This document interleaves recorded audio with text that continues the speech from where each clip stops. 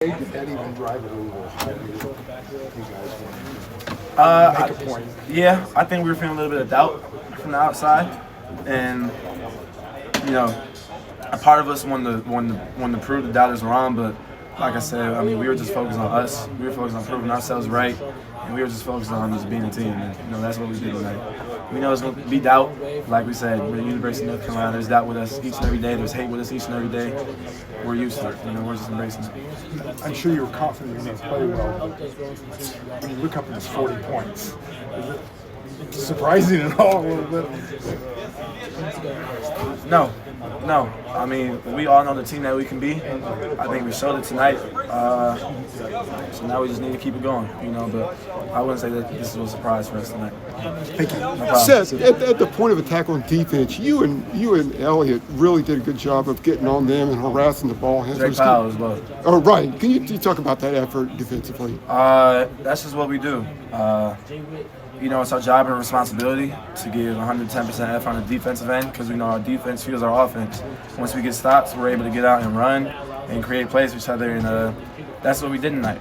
But yeah, I mean, I give huge credit to everybody tonight, but especially for Drake. He was our tone setter tonight, and I was just kind of able to come in and just follow and lead, follow his energy. You said that's what you do, but I don't know that you've done it any better than you did it tonight. Wouldn't you say? I mean, that's probably true. Yeah, that's probably true. You got me there. Were you signing autographs for kids at the end of the game there on the towels? Yeah, they kept screaming, and I can't just ignore the little kids. So I wanted to wait till after the game, but they kept going. So have you ever signed autographs during a game before? No, and I wanted to wait after the game, but I knew we wouldn't have too much time. I knew we had to shake hands and kind of do interviews and get up the court right away. So I tried to sneak it in a little bit. What did you see anything different from RJ that you've seen all year tonight? I saw that he ain't missed a three today, which was, incredible. But that's just who RJ is. He had a great game today. I expect that type of game from him. I maybe expect him to miss at least 1 3, but he did tonight. But I have no complaints at all. If he can do that every single game, I'm absolutely here for it. So the team defensive performance that you guys put on tonight against a pretty good opponent. Could you guys have done that in November or December? I mean, or did it take this evolution to kind of get to this point? It took an evolution. The team in November, December, we weren't a tournament team. We weren't necessarily ready for that next step. And that's on the defensive and offensive end. But I think now everybody's bought into it. Everybody's bought into the little details, and we've all just followed our principles, and it's taking us somewhere. So we just got to keep going. And how big a part of that is sort of settling on Jay Witt and Ben Allen and sort of like really since the Clemson game, saying like these are our front court guys, and it seems like the team rebounding's gotten better, the team defense, it seems like a lot of things that you guys struggled with kind of settled into place once you guys got there. Yeah. I don't know, as soon as we went to that lineup, I feel like we all just settled in and everybody was able to find a groove. I don't really know what it was. I'm glad that we went bigger because, it's worked out. Drake at the 3, Witt at the 4, Jay Wash and Van at the 5. I mean, it just gives us so much versatility. I'm all here for it. Seth, you had a lot of success getting to the line, drawing fouls, and things like that. It seemed like you made a point of attack to get to the paint a lot. Can you just kind of talk about, your thought process going into the game of, being able to attack the defense? My thought process every game, paint first, 3 second. Big man was telling me before the game. HD tells me each and every day, just attack, get to the free throw line because, they know that's where I get my rhythm going. That's when I get flowing, and the game just gets easier from there. So as soon as I checked in, I settled for a quick midi right away. But after that, straight to the basket and just getting to the line. So, I know what fuels me and gets me going. I don't know if you remember this play or if you saw it. Elliott had the long outlet to you, made the layup. On the way back to the timeout, he was probably as fired up as I'd ever seen him. I don't know if you saw that. Yeah, I saw just what do you remember about that moment and seeing him react? He was a huge boost for us. I mean, even him just screaming, coming to the bench, and brought everybody else's energy up.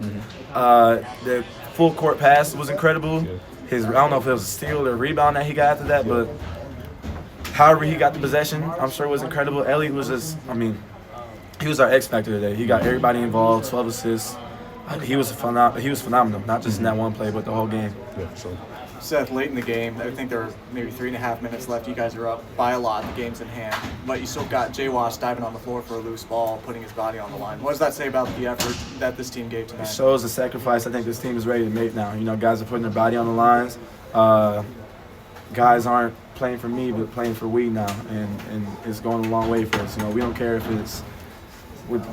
we're down 5, we're up 5, it's a 2-point game, it's a 40-point game. You know, we're going to play with the same intensity each and every minute of the game, and, you know, Jay Wash did a good job. Coach Davis, Coach Davis said earlier in the season this is one of the quietest teams he's been around.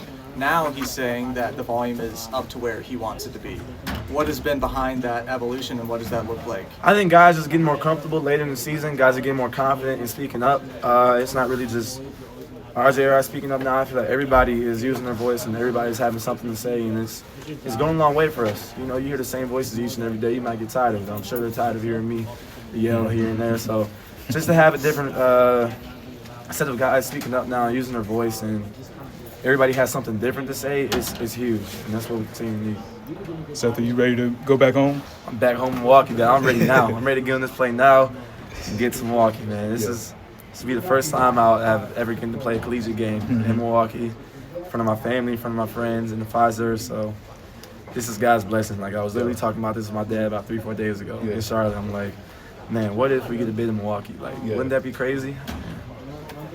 Just look at how it all worked out. So, Have you been there before, the Pfizer Forum? Absolutely. I've been to a handful of Bucks games growing up. I mean, I've been a Bucks fan all my life, so been in the old Bradley Center, been in Pfizer. You know, it's like my home. Yeah. How often, I guess, during a year do you get to go back? I think last year when I was talking to you, you said sometimes you go to like LA for the summer or something like that. How often do you get to go back to Wisconsin? Not too much. You have to sacrifice sometimes in the off season. You know, if you want to go home and do this and that, or if you want to go somewhere else and do this and that. So I feel like I've gotten a good mix of both, but I mean, I went home this summer for a few days, only really went home for Christmas. That's really been it. I haven't been home for more than 3 or 4 weeks this summer. This whole year. This whole year, I'm sorry. So it's not often, but I get to embrace it. Every time I go home, the comfort, my family, my dog, I mean, everything. It's just, I love it. So, what's your favorite thing to do when you go back out there? Get to kick it with my dog Buster, man. He's getting old, so I'm gonna definitely have my mom bring him to the hotel or something. Okay. But other than that, just get to kick it with my friends. You know, I come from a large village in Wisconsin. Menominee Falls, about 36,000. You know, we never did anything too crazy. We just bonded as a friend group, hung out in each other's basements. Sometimes we go downtown to get ice cream or something like that. I don't really know, but I don't do too much. I'm a chill guy. How old is Buster? Buster is 12. 12. Oh, yeah, so getting up there. Yeah, we bring Buster to the hotel. Yeah. You can be the team dog for the weekend. What breed? He's a Jack Russell Terrier French Bulldog. He's adorable. I'll show y'all a picture, but I don't have Okay. You guys mentioned the anxiety of not knowing if you make the tournament. Once you got in, playing out here, you know, it's something that you can control. How does that impact the mindset for you and your teammates? Once we found out? And then once now you're out here playing the game. It's go time now. We know that we're in. We know that the decision that somebody else has to make is out the picture now. So we just know it's time to go. It's time to focus on us, and it's time to do what we do. You know, as simple as that. As soon as we saw Sunday evening that we were the 11th seed in Dayton, we knew it was go time. So I mean, we dropped it right away. We were able to drop our nerves and jitters and able to play a good game as a team.